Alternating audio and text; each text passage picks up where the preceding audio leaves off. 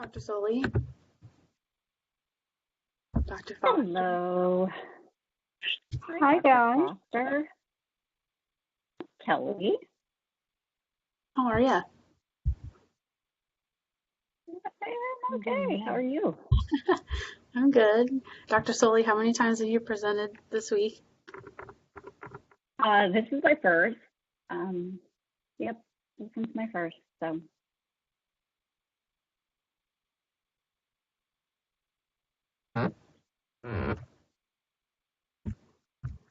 I've got 2 more today and then 2 tomorrow. Yeah, they were still wrapping up on the on the other one.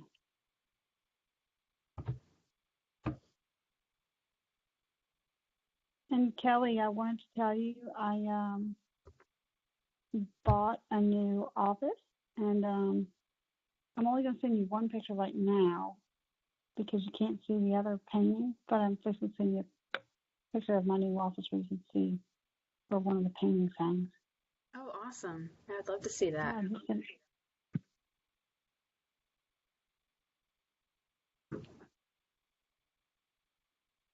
Do you ever catch people looking at them while they're talking to you? While they're thinking? Yeah. Well, I've had people ask me what they mean, and so it's always fun to tell them. I was like, it's this amazing artist. He's fantastic. How do I hire him? Incredible. I've heard such good things, Kelly. I think I'm going to have to join in. I would love to.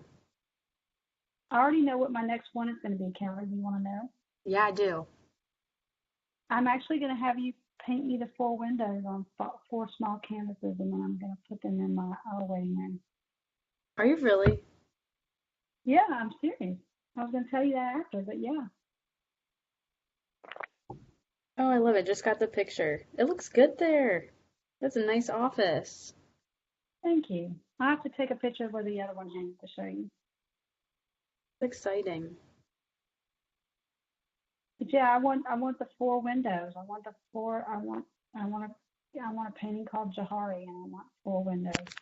That would be sweet.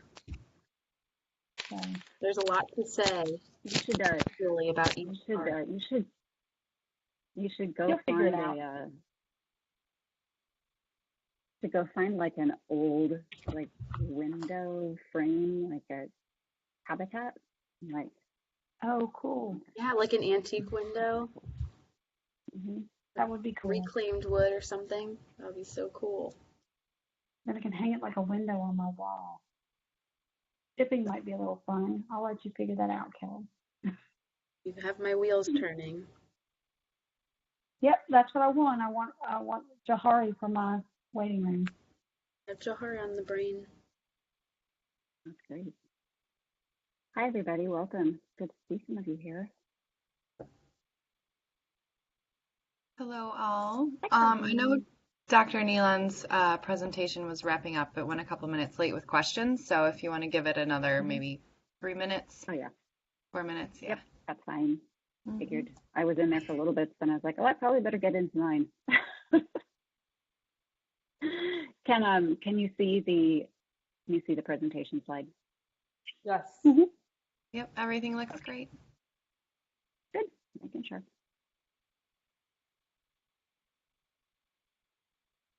While we're waiting, Kelly, I just sent you the picture of where it's going to hang. Just no pressure, but just to show you.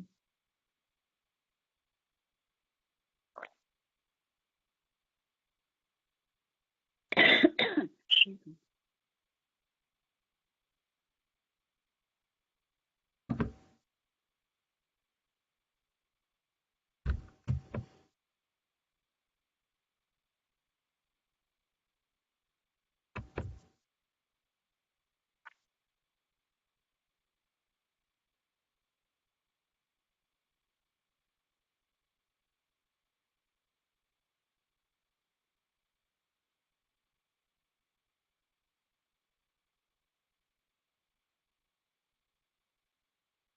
Dr. Foster, how did your first presentation go? Amazing. I ran out of time, like right at the end. So Mitchell said, you have 5 minutes left. And I got to the end of the questions, and we like finished right on time. So I could have probably gone another hour talking about that.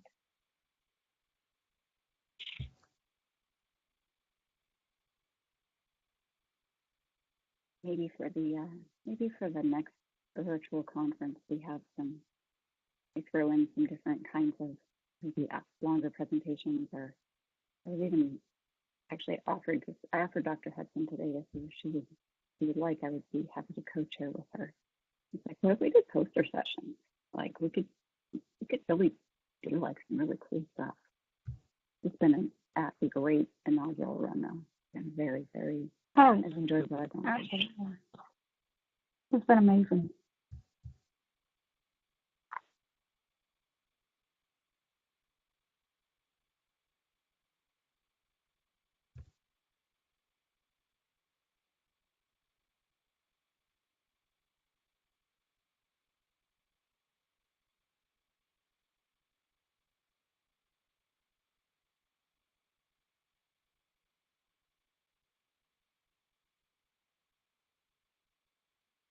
Will either or both of you be at the fall graduation?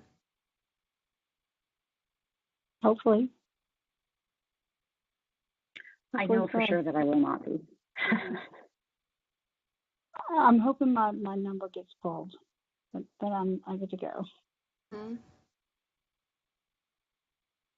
Do you know where Kelly will be on Monday? I know where Kelly will be on Monday at 11 a.m. my time. Oh, yes. My ex's symposium. Oh, Yes. fantastic. I'm excited. I'm not really exactly sure what to expect, but I think sounds like it'll be more of a discussion. Yep. Colleen, should we keep waiting for just a few more minutes or get started? What are your thoughts? I think you can get started. It will be recorded, so.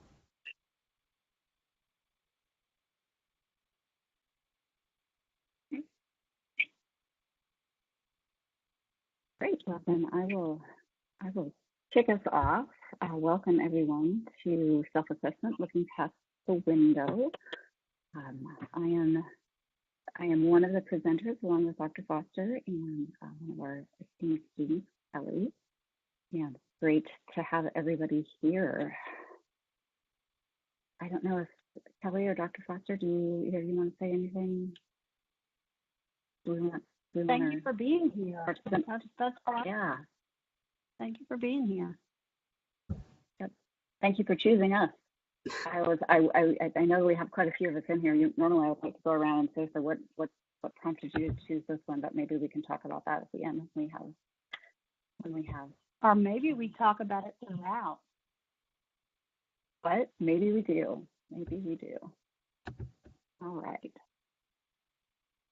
So again, guys, thank you so much for coming. So some objectives that we've kind of laid out for this session. We're going to explore how using the Johari window can really enhance our professional self-awareness, explore adaptations of using the Johari window, such as with a mandala or using it as a self-assessment or self-awareness diagnostic tool. And then we're also going to look past the window. We're going to look into some post-window planning for future development. So it's going to be an exciting hour. So you want to advance the slide?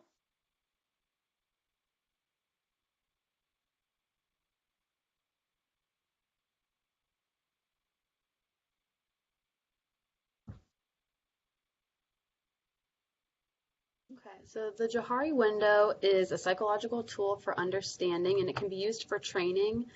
It's kind of a tool that can help you with introspection, becoming more self-aware, obviously helping with personal development, realizing things about yourself that you didn't before, or really kind of accepting those things about yourself.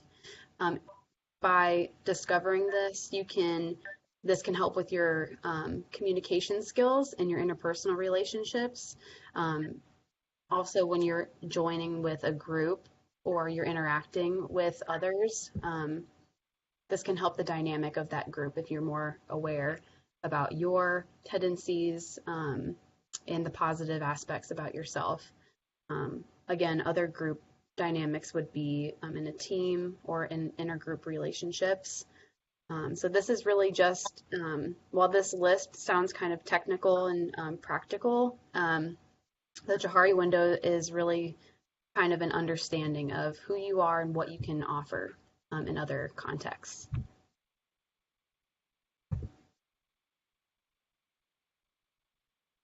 So this is what the Johari window looks like. There's 4 quadrants, similar to a window. You can see why it's called that. You can kind of use it as you would like a times table, where you can read across. So you see on the left-hand side, there are features about yourself that are known to others, and there are features about yourself that are unknown to others. And then at the top, there are features about yourself that you know, and there are features about yourself that you may not know. So this table helps us understand how those categories kind of intersect in different ways. So the upper left-hand quadrant is called the open self, and this is information that about you that both you and others know. So this can be obvious things, physical features, if you're an outgoing person and it's obvious, things that are known to both you and to other people. Going to the right, the blind self is information about you that you don't know but others do know. So an example of this might look like things that others can recognize in you that you may just not pay attention to or that you've pushed away. When someone gives you a compliment or they're giving you feedback on something, the purpose of feedback obviously is not to hear what we already know, it's to kind of grow from that. So that might be an example. The bottom left quadrant, the hidden self, is information about you that you know but others don't know. So hidden obviously means things that you keep to yourself. Whether you want others to know them or not is kind of out of the question here. It's just simply what you know about yourself and others don't.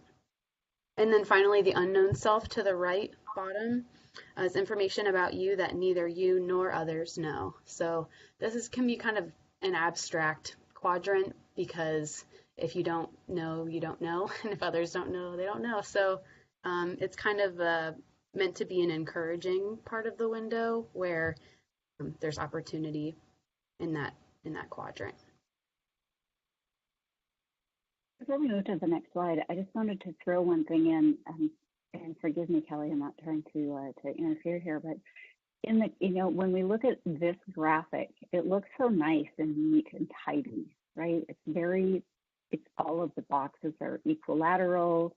All of them have even as we look at this, they all have the same font, which really is very unlike what, if we apply this and look at this as a lens of self, like if we were to apply this to ourselves, the quadrants wouldn't be the same size. In fact, they might not be the same size right now that they might be in an hour. That's the amazing thing about people, is we can learn things. Things can happen to us that become more hidden to others, or even to ourselves. So imagine the grids on there, the lines as being mobile. So maybe the open self is really big and the blind self is smaller and the hidden self is really big. So and those things shift and move. And so I want you to really keep that in mind. Think of this as an ever-changing, not a stagnant or a stationary graphic. And even though it's obviously it's stationary on our screen, but in reality, this is not stagnant or stationary, much like we're not. And I just want to say one more thing. So just for the sake of argument for right now, before we get more into the windows, if you're close to a window, from your current perspective, wherever you're seated, wherever you're watching, I just want you to look out the window and just take note of what you see. Don't do anything with it now. We'll come back to it, but just take note of what you see. And we will come back to that in just a little bit. So, Dr. Soli, you can advance the slide. Thank you. Okay, yeah, I'm glad you guys added that because it kind of feeds into this next visual. If you don't have a window, you can look at this one. This is an example of the open window that is referring to the open self. Things that we know about ourselves and that others know about us. So this window looks pretty clear. There's no difficulty really seeing through it. Nothing obstructing our view other than the window panes. Something I like about this image is that the two planes on either side kind of come in together almost symmetrically. So this image, I think, kind of shows us how easy the open self might be in comparison to the opposite extreme of the unknown self. So I don't know if we want to open discussion with the second question of what some things would be in this window. Anyone has examples?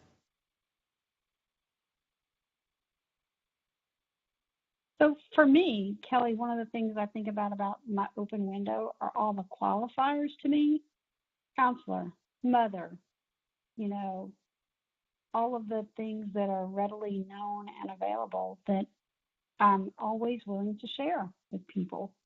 And so, I kind of, even when I think about looking through the window, and there's nothing that distorts that reality, people get that pretty immediately when they consider who I am, or when I consider who I am. Definitely. Those kind of roles that you play in your life that people know about, that can be a really good identifier. Anyone else think of any examples in their life that are different from that?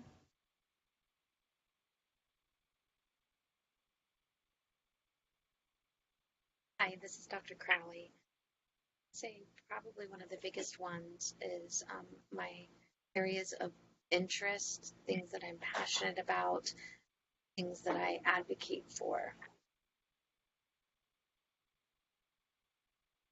Absolutely. Your interests, things that you advocate for, that you're passionate about, those are definitely, if they're known, if you make them known, yeah, they'll be understood by you and others.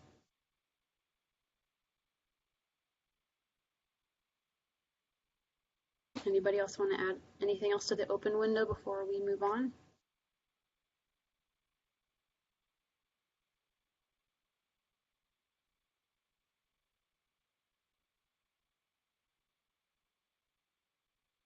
Okay, so the next slide is the hidden window. These are things that we know about ourselves but others don't know. I think this is a very relatable quadrant of the window, just because it looks into the things that we may not want to share or that we haven't shared yet,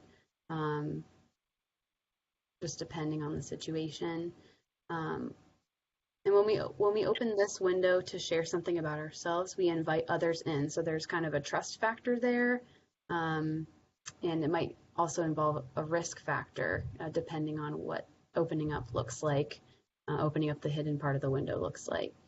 And there are obviously things and people that we may feel keep us from opening that part of the window, which we want to invite you all to share, and provide some examples of this. For me, the hidden window is I just started, for me, one part is I just started at a new internship site. So when I got here, there are a lot of things that I knew about myself that I needed to do and that I wanted to learn, but others didn't know that until I shared, and what my goals were for myself, what my interests were, as we mentioned before. So that was vulnerable for me to open up and say, oh, my goal, I'm learning how to be more assertive. I need, this is what I want to get out of this experience, and this is what I like to do when I'm not here.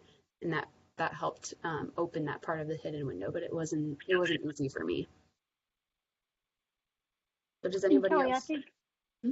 I was going to say, I think that our process often parallels that of clients, and that when we fear judgment, we often keep things behind the window. Mm-hmm. Absolutely.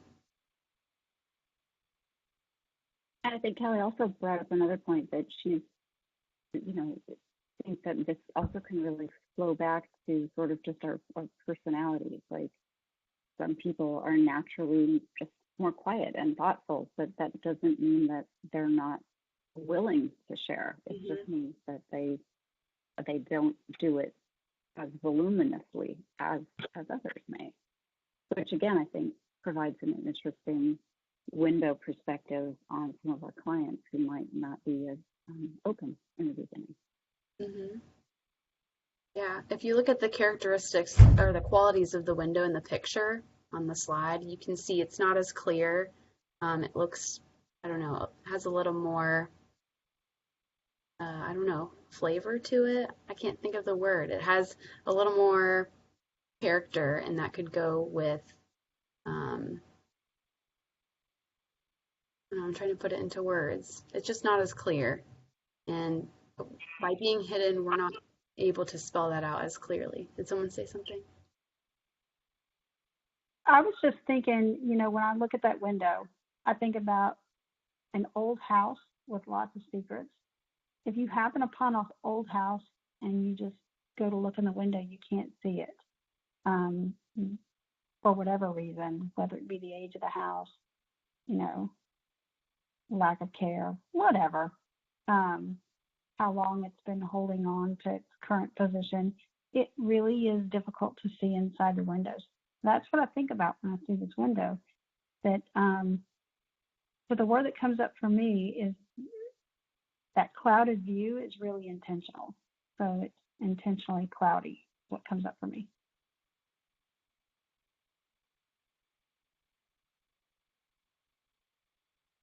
For me, this is Susie, by the way. For me, I often think about, and this is true of myself, but it's also very prevalent in the world today, is the Me Too movement. And it's kind of like the movement of, okay, so I'm a survivor of sexual assault. So you share that with some people because you think it can make a difference, but you hide behind the window because it's not something that you really want to talk about because you often are judged, criticized, and shamed for it. So I don't know if that fits into this window, but that's just kind of the thought that came up for me. Yeah, thanks, Susie. Yeah, that definitely fits into this window. Again, a trust factor is involved in that. Knowing that even if you do open the window, some people may accept and some people may reject or not be as understanding of what you decide to share. Yeah, that's a great example.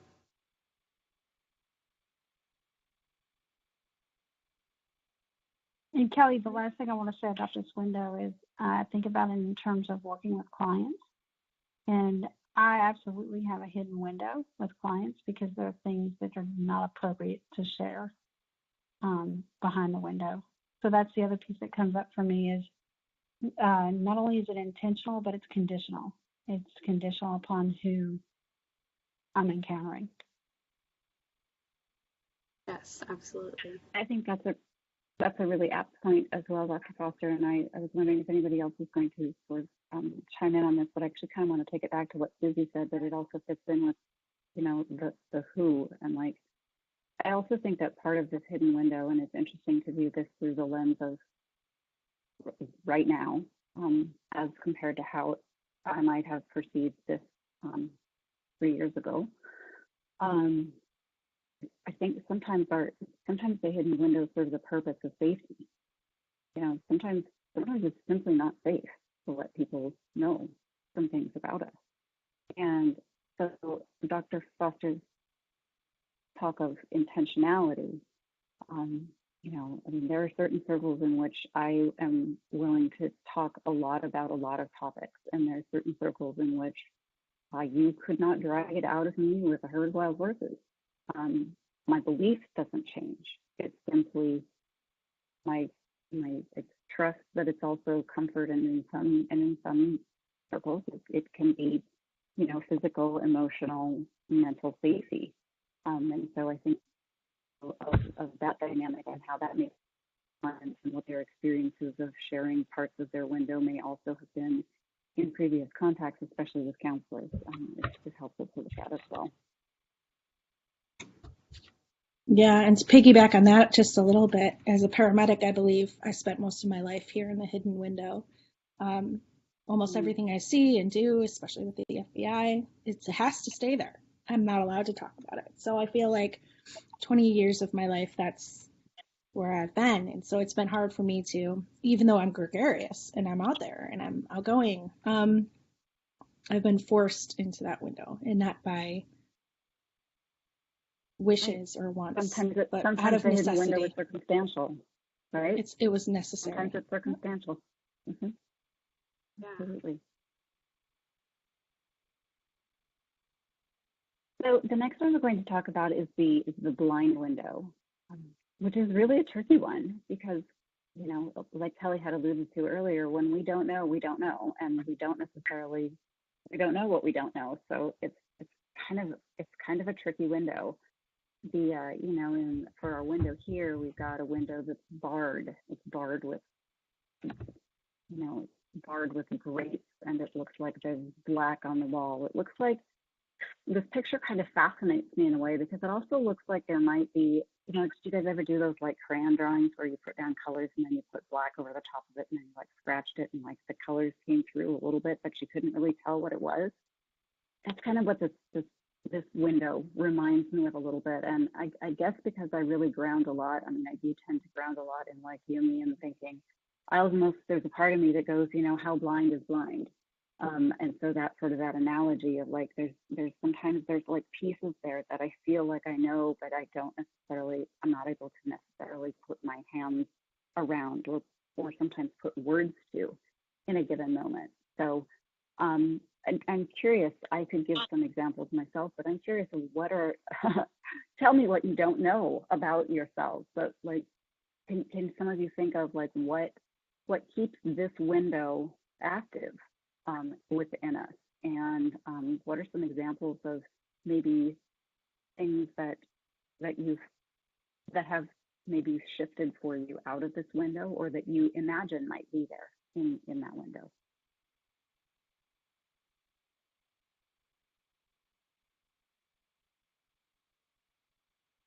Hi, this is Grace. As far as this window goes, there's actually a show that I've been watching recently called The Sinner, season 1 with Jessica Biel, and she goes through a very traumatic experience and she ends up killing somebody else, and when they ask her why, she can't remember why. And it's an entire series on all of this, but she doesn't know why she's reacting to a song that is causing her to become very violent and self-preservation, and she becomes very fighter when she hears that, but she doesn't understand why. And I think that for, this show, plus anyone else who has gone through particularly traumatic experiences, the brain can kind of shut off your memories of what happened.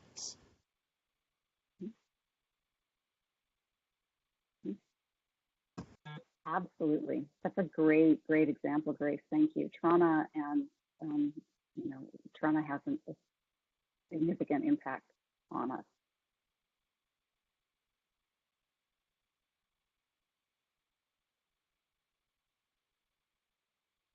But I think, though, Dr. Soli, that part of the same motives that keep us having things hidden also keep us blinded.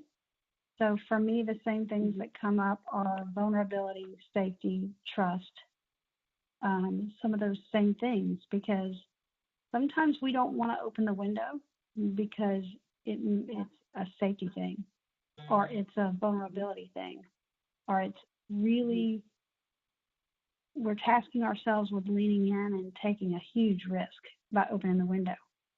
Lots of times we don't like the feedback that we get back. And I think about Kelly's comment that feedback isn't about the things we already know, it's about the things we don't. And that's what really kind of sticks with me when I think about this. It's the things that almost that we fear that keeps us from opening it. Right. And if you think about that, one of the biggest things that we fear is the unknown. So it's kind of like a double-edged sword. Like we don't we don't know, but we are pretty sure we don't want to know because that seems scary. So I love that. I also, just piggybacking a little bit on what you said, Dr. Foster, is in looking at this window for clients, you know, based on what we said, what Grace has said, and just like, I mean, there are things that happen to us, and I'm actually going to take it even to another place too of like if we think of the developmental place of our clients, you know, if you're working with somebody who is you know, who is an elder, who quite literally has probably blind things that used to not be blind, and the frustration perhaps of that they may have with that of seeking to remember but not being able to. But also for us as a counselor, how to not assign, I guess, shame or blame if we're working with someone and they just are or if they're in a place where they just can't tap it. And I think that sometimes as counselors, we will interpret that as resistance rather than, which it may be. I'm not going to say it is or isn't, but I think it's on us to not assume what it is and to continue to approach with kindness and compassion rather than making the assumption about why that person is not seeing more of an open window with us. And also really being mindful of ourselves and how we're presenting. Are we presenting, you know, are they, when they look through our window, are they seeing a presence that they feel is safe, that is compassionate, that they can trust? So I think that metaphor flows both ways. Any other thoughts on this before I move to our last window?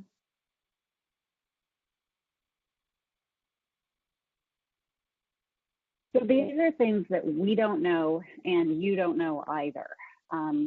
This is what we will discover in one another and by ourselves as we interact and build relationships.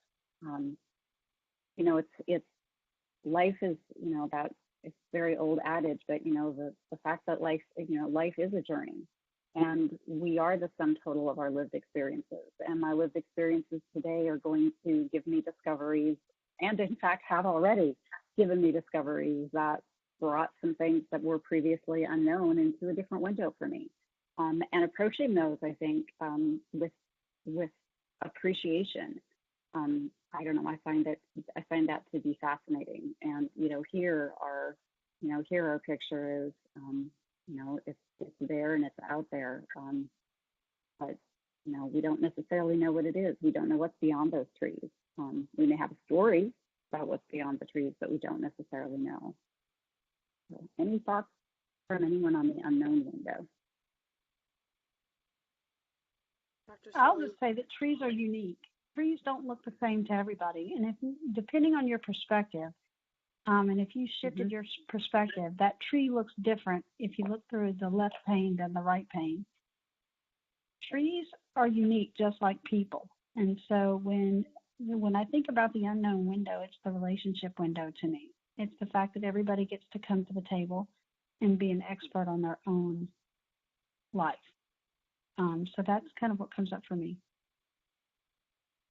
For me, really quick, the first time that I attended this, your conference on this topic, I noticed, well, I actually didn't notice on this slide that the two windows were different. I didn't notice that right away. But the left window, I remember thinking, I wouldn't know how to open that window. It looks so different than the other one. And I think it just speaks to the fact that the unknown is constantly evolving.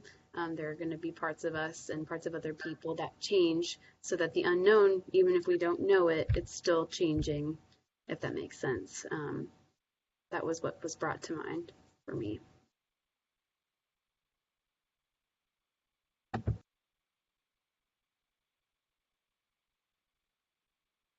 What are other thoughts?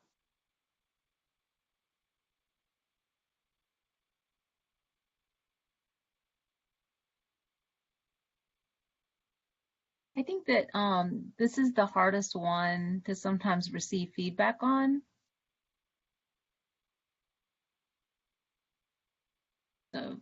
That would be my thought.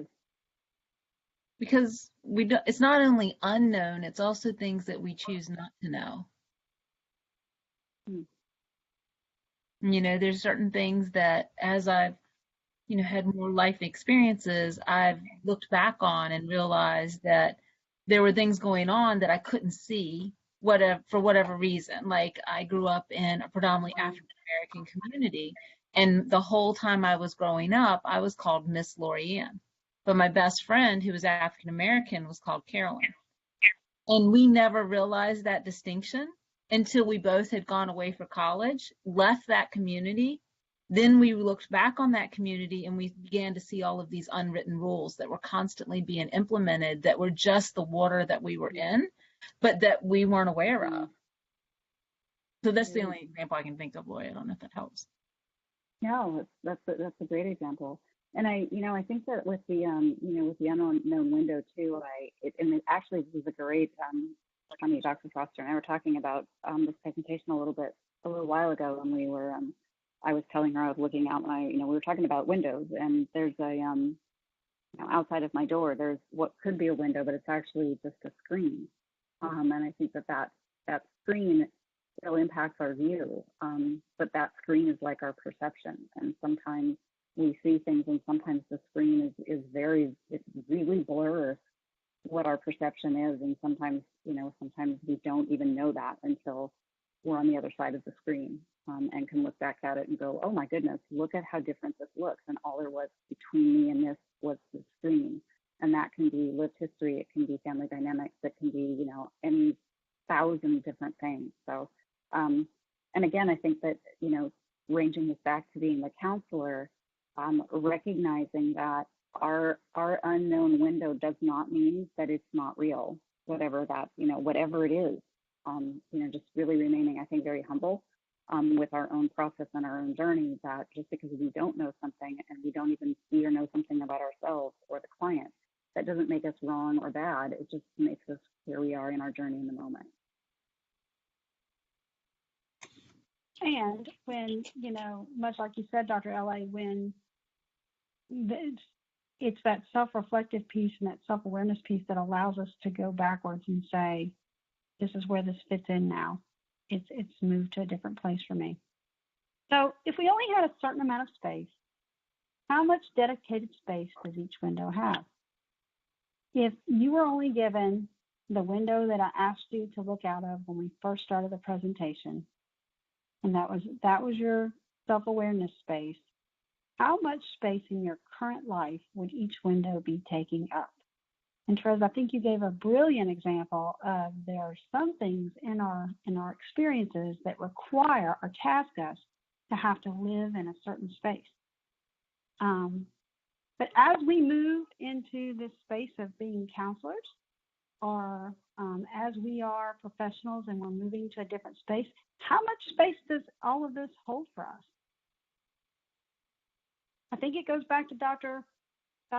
Soli's comment about how nebulous the window really is. It's really not this really nice shape that's, like the window you looked out of before. And it's always evolving. The window's always evolving. In that same conversation we had where she looked out the window and saw the screen, I looked out the window and realized that I don't like to do windows.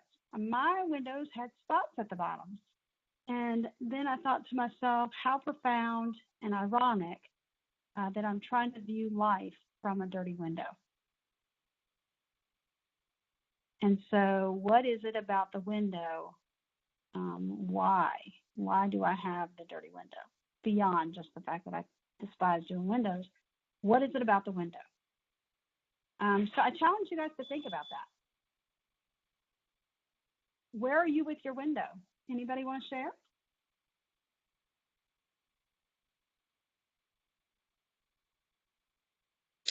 I shared a little in the chat. I felt like an odd duck because I really like the unknown window. It made me smile on the inside. I feel like I love feedback. Everybody should know that by now, and I definitely like it with no chaser, just like Dr. Foster. Now I know why, because we're both Libras and born 2 days apart. But before I knew that, I like the unknown. It's exciting. It gives me hope. It gives me chills. It makes me happy. And so I wouldn't have said at 17 I would have been a paramedic for 20 years. I was just doing this until I became a doctor. I would have never said I'd be a therapist either. And so that unknown window brings me joy, excitement, hope. And I love where I'm going, and I love where I've been. So that third room back there that nobody sees just fills me with joy. See, and I appreciate that. I think for me, I'm like, why does my number one room take up so much space? Because it's comfortable, right? It's the part that's comforting and it's easy.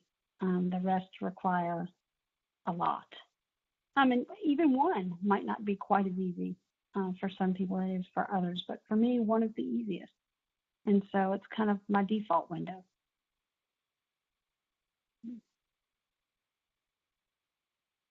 Thanks, Dr. Foster. For me, this is Susie again. Sorry.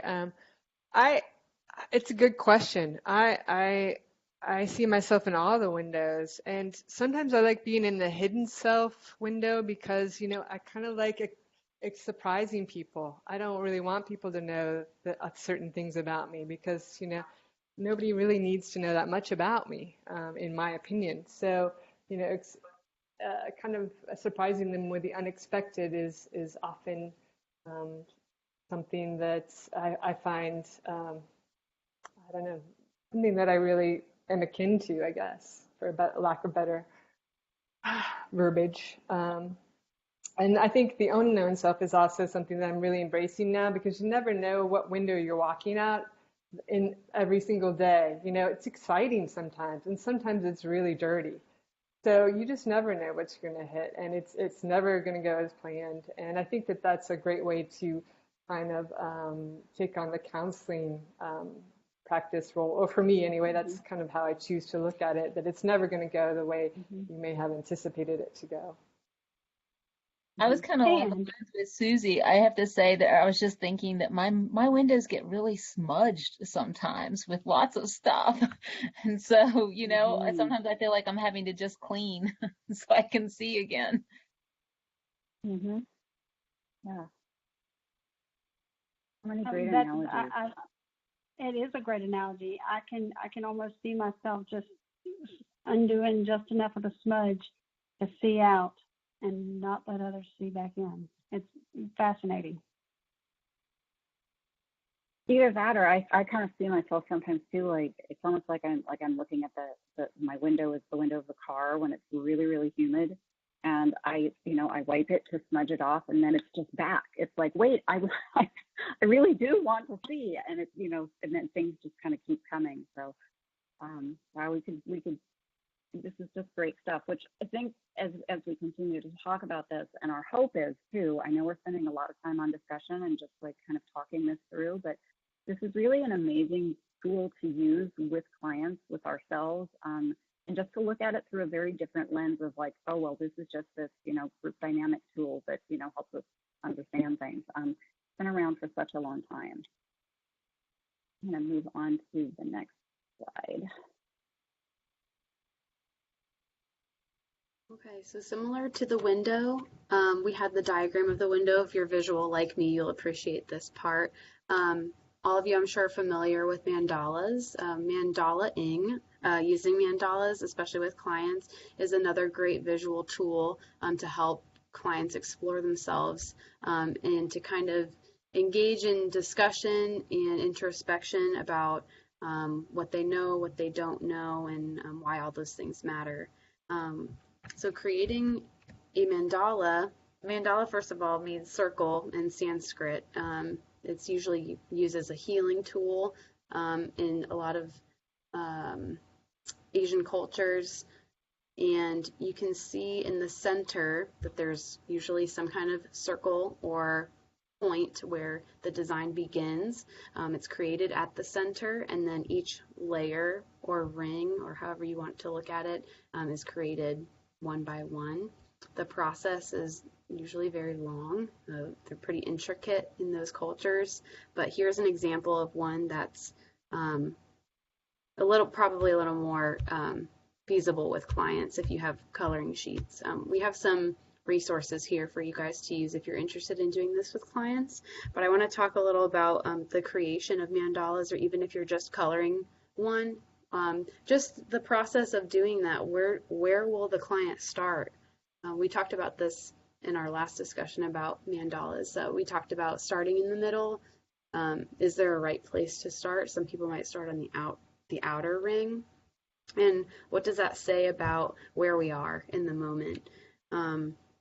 So the biggest thing that I got from the mandala exercise is that creating it or working on one it can be both intentional and it can be organic also. And I think that kind of mirrors being intentional with the known, what's kind of there, what you decide to share with people, and then the organic aspect can be kind of linked to the unknown. So what kind of unfolds, what changes in us, what is hidden, or what do we choose not to see in ourselves, and how does that affect our life? Why does that matter?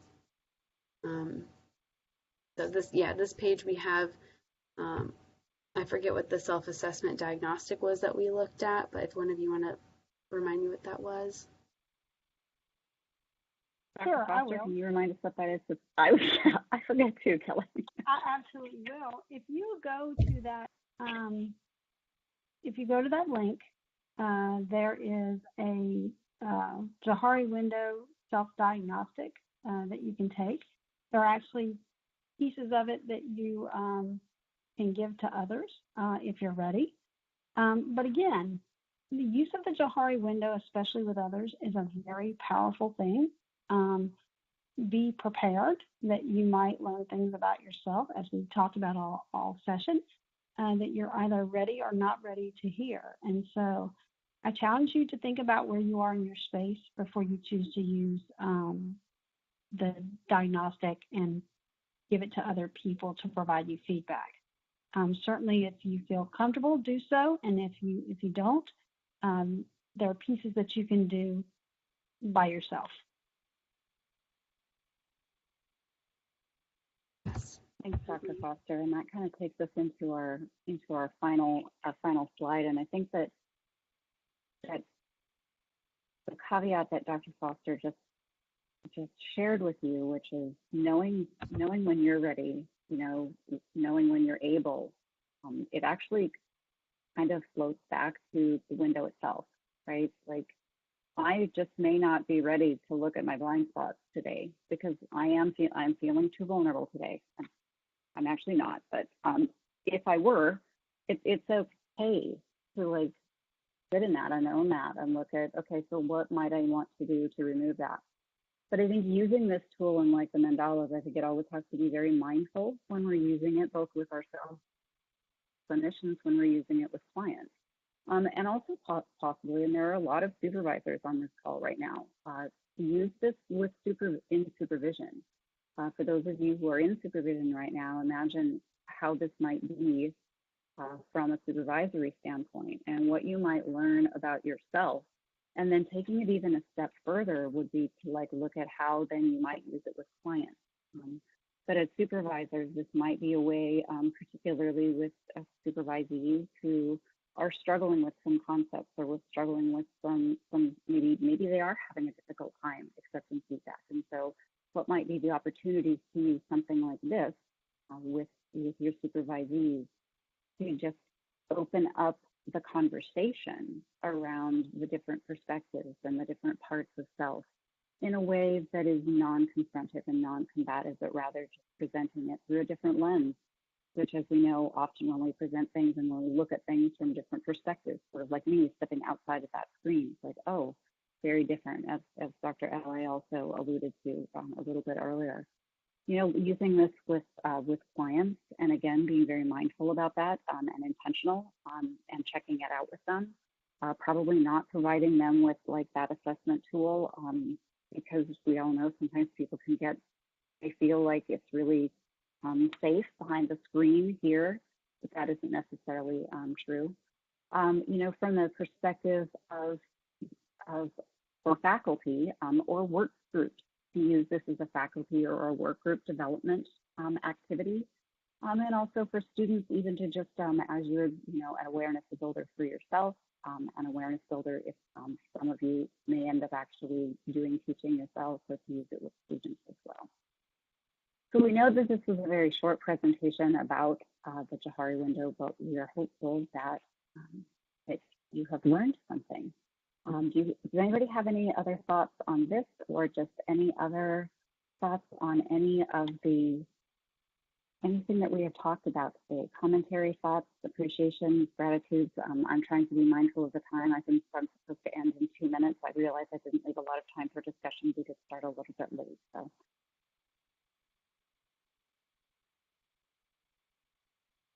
I just want to appreciate that he's cleaning his windows or painting them or something, which is something that was kind of a reoccurring theme for me with this, and I never noticed that before today.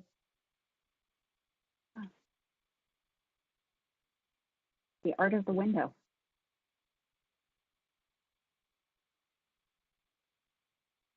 I was just reflecting on what Therese said earlier and a couple others. I just think that we need to not be afraid to change our windows too. That, like, sometimes we grow up in a certain way, and that we decide that that's not the way that we want to live the rest of our lives. And so, for me, growing up was hard, and I made an intentional decision to change my windows. But there's aspects of those windows that I grew up with in there. I still can't help but look at things in a certain way and have to catch myself sometimes and rethink it. And, so it's like I haven't been able to get rid of those initial windows completely. Maybe I still have parts of the pains, I don't know. But I did make an intentional decision to change how I wanted to look at the world moving forward and how I wanted the world to see me moving forward. And I think that's important to remember, that we have that ability, that we're not stuck with the same windows throughout life, that we have some choices about what we do with those windows and how we interact with them.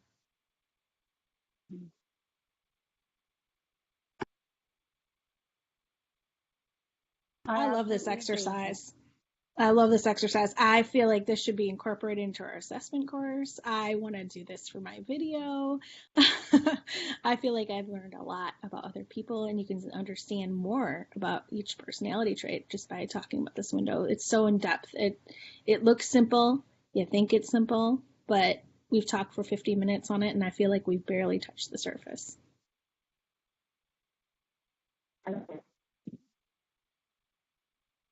Yeah, for me, I just like Kelly. I'm very I am a visual thinker.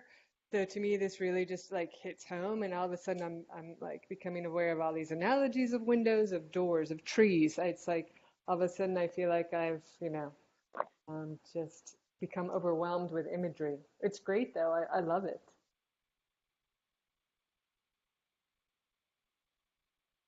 Thanks, Susie.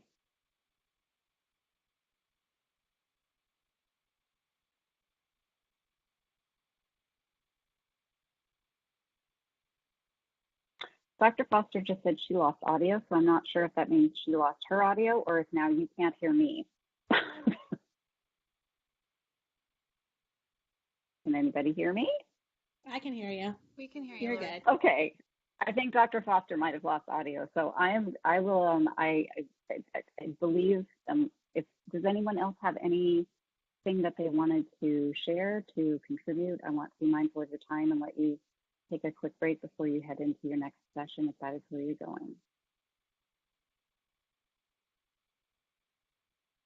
Well, if not, then I just really do want to thank all of you for attending, for being here, for thinking, for contributing to our presentation. I wish that I wish we had more time to talk about it. I could talk about this for a long time. I think that this is just a really great activity and a really great exercise. So I encourage you to look at the resources that we have, which we do have some resources, and feel free, if at any point in time you want to talk to any of us about it, to reach out. We are always happy to talk. So thank you again for being here, and I have a wonderful, I think Dr. Foster might be back. I want to give her and Kelly an opportunity to also share their final thoughts.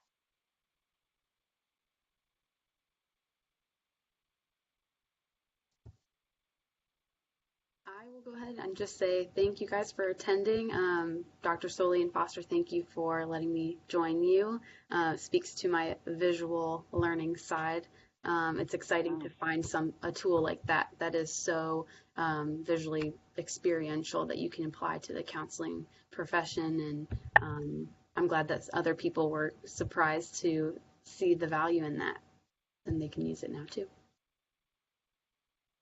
And I just want to, Kelly, it was our pleasure. Absolutely. Can you guys hear me now? Yep. Awesome. Kelly, thank you for doing this with us. First, my gratitude goes to you because I recognize and want to honor that it's not always easy to be asked by your professors, hey, come and do this. But I think that it just, again, really speaks to, like you said, how you work and how you make sense of the world. To everyone else who came, thank you for coming and leaning into the unknown about what today was going to be like and what you were going to experience. And I hope that you have something tangible to take away. And to Dr. Soli, of course, thank you for always being my partner in crime on these things. I appreciate that we think so similar. That's all I had to say. Thank you, Dr. Foster. Okay, well, thank you, everyone. I hope that you enjoy the rest of your day. Look out the window, and may you never see it the same when you look out the window in the future. Have a good one.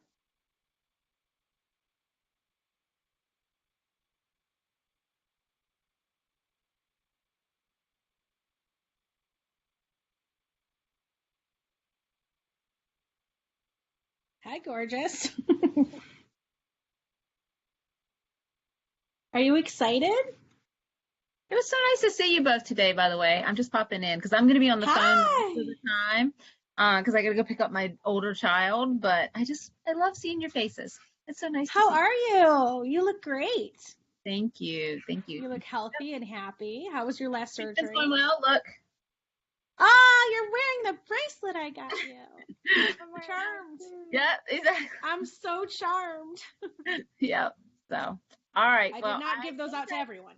I think I have to go to the other room, maybe. I don't know. Hold on. I might be. What's the next one in this one? It's Maddie. Me. On the commitment process, Maddie. Yeah, okay. Dr. Rush Wilson's going to be here for yours. We had to split them up so that there was one of us in each one. So I will be going to the other one, but I will definitely listen to yours when we have the recording, okay? All right. Talk to you soon. Hi, thank you. Yeah. Great to see you. Colleen, thank you for your amazing support today. Yep. Bye. Hi, guys. Here's the boss lady. Hello, love. Yeah, you're the real boss lady. No, I'm kidding. How are you guys doing? Great. Good. Today's been a very interesting day. I love all the interaction.